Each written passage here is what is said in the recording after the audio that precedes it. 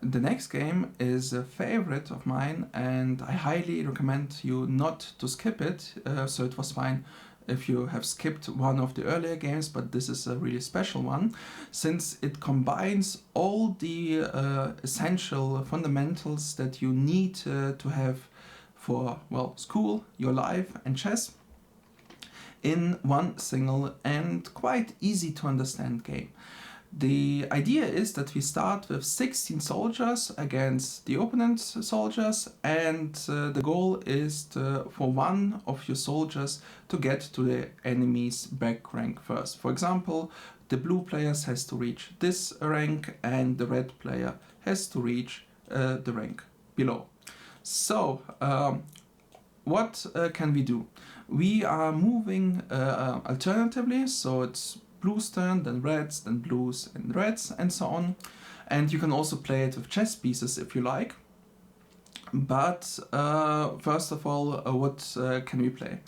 Each of the soldiers has the same moving options, so let's present it to you. So you can move only forwards and one square, but in any of the directions. So you can go forward or diagonally. It's the same for the blue pieces, so that wasn't a move. You cannot skip a row. These are not chess pawns, but they're pretty similar to that.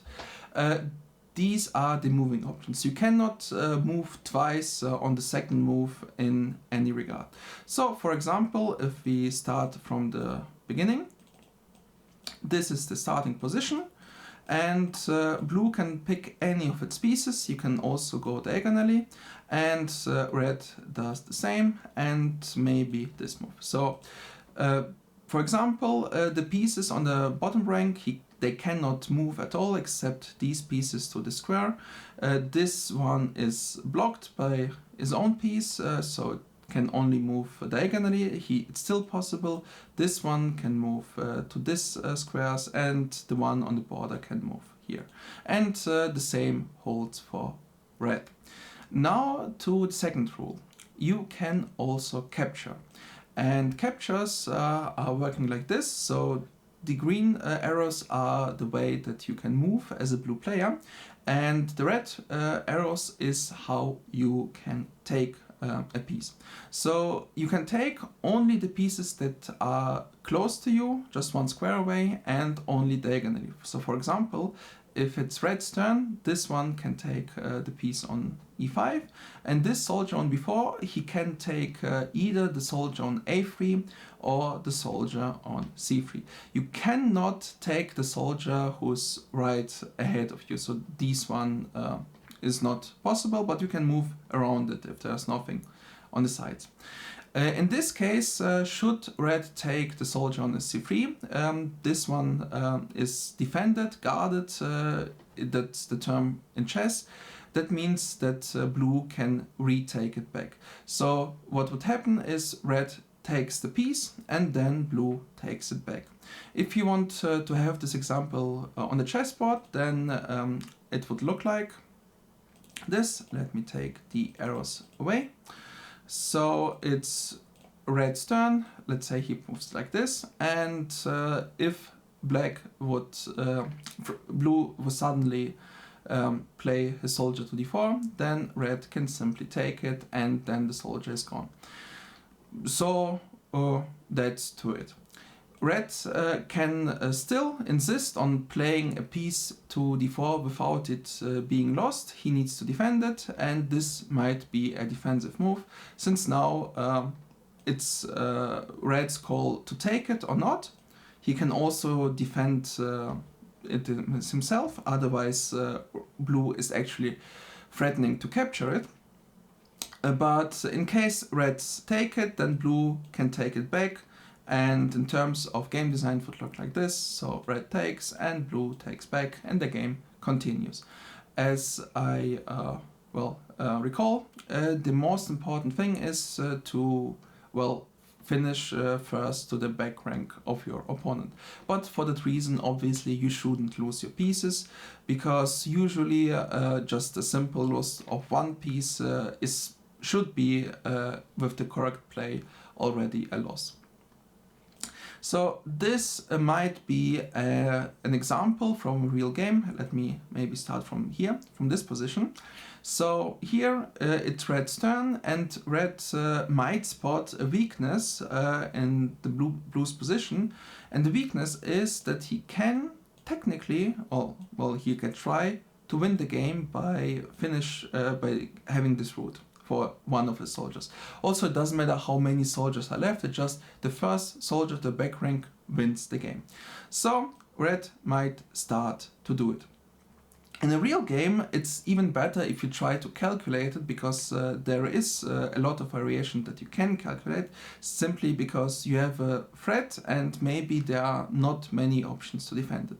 So for example here, red has a big threat of winning the game, and the only way to prevent it from blue's side is only to, well, block the path.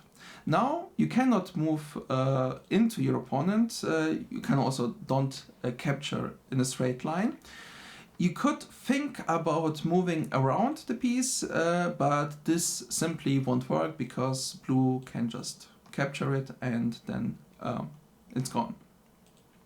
So there might be two possible ideas that red can implement. First of all, he can defend the square, and now he can move to b7 and take it back and win the game. Or there is also a second option, which is why the game has its name. Red can sacrifice a soldier to break through the defense, and that's why it's called breakthrough. And now we have the blue piece. If he doesn't do anything, then well, bye-bye blue soldier, and then reds win anyway.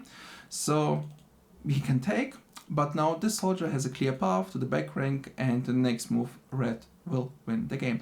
So this is how the game might end towards the end. The next one is an example.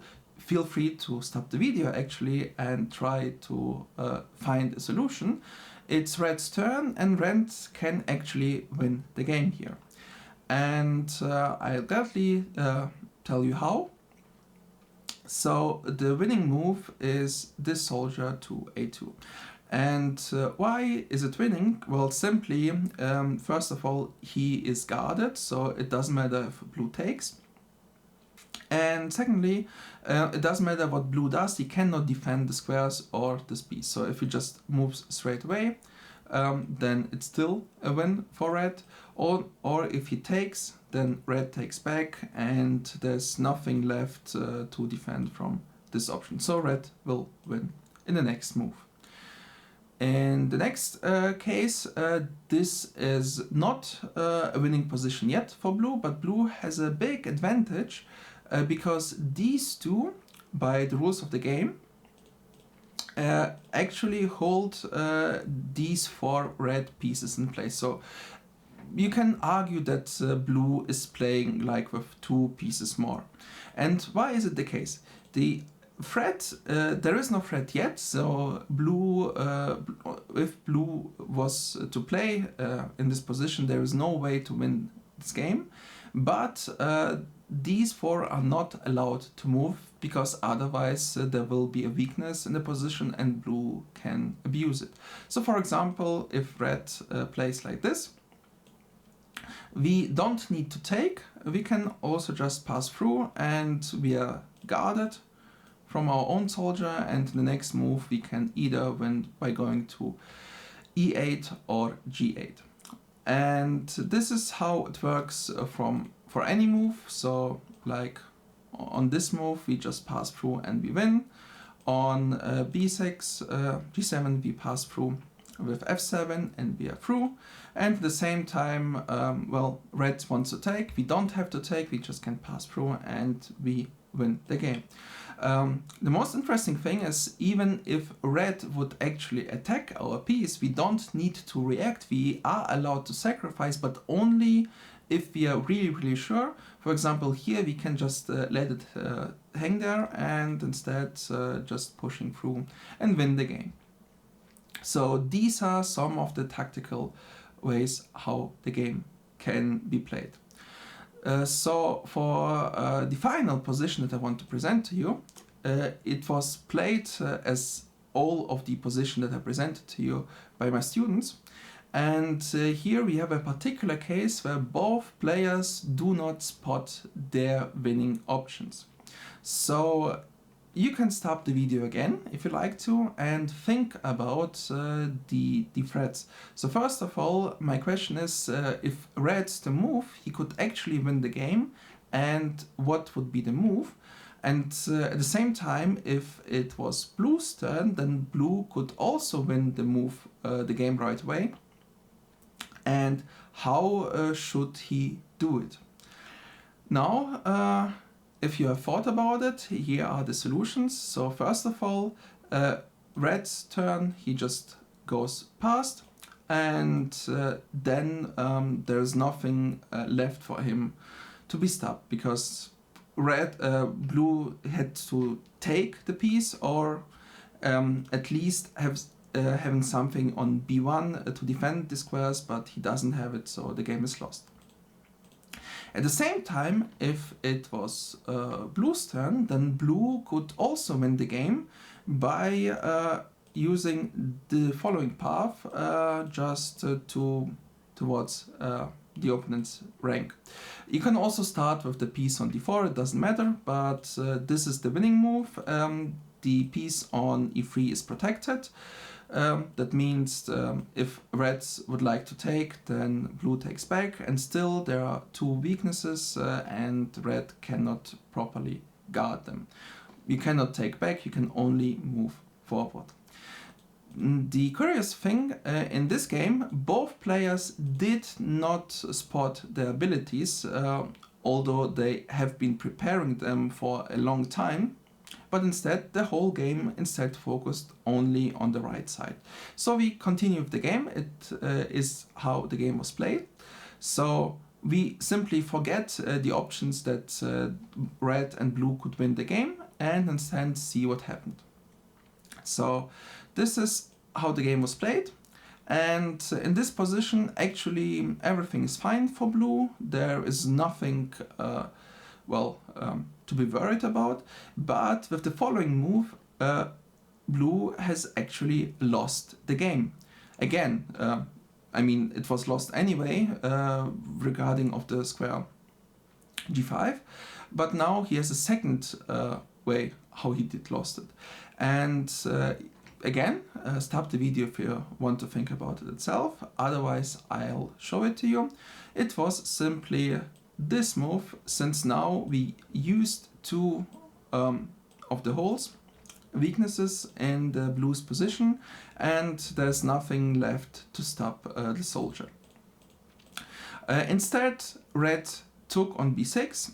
Again, if blue would be a smart player, the best way is just continuing to win the game, and again, it's the first player who gets to the back rank wins the game. He didn't do it, instead he took back, simply because he didn't spot the possibility, obviously. And now again, red's player can simply win the game by moving the soldier on g4. Actually, he moved the soldier, but to the wrong square, because here there is no threat for red to win. So it was like in chess, we would point out two question marks. Since the game was won, now it isn't won. But now we continue with a bad move from blue, because he loses the game again for him, and now red actually just passes through it and then he wins.